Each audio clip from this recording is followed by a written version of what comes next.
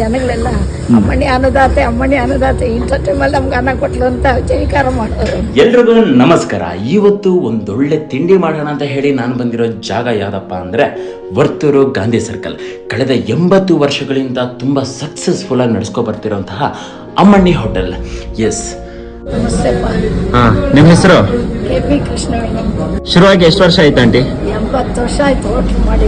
ಶ್ರೀ ಗುರು Narasimha hotel. ಆದ್ರೆ ಇಲ್ಲಿ ಜನ ಪ್ರೀತಿಯಿಂದ ಅಮ್ಮಣ್ಣಿ ಹೋಟೆಲ್ ಅಂತಲೇ ಕರೆದ ಅಭ್ಯಾಸ. ಬೆಳಿಗ್ಗೆ 8:30 ಮೇಲೆ ಹೋದ್ರೆ ಅಂತೂ ಸಿಕ್ಕಾಪಟ್ಟೆ ಜನ ಗುರು. ಇದು ವಾರದಲ್ಲಿ 7ಕ್ಕೆ 7 ದಿನ ಓಪನ್ ಇರುತ್ತೆ.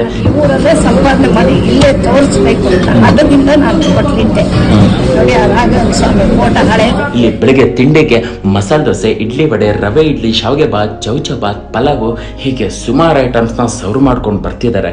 ಅದರಲ್ಲೂ ಮಸಾಲೆ ದೋಸೆ ಅಂತೂ ಬಾ ಸಿಕ್ಕಾಪಟ್ಟೆ ಫೇಮಸ್, ಅದ್ಭುತ ರುಚಿ ಅಂತಾನೆ ಹೇಳ.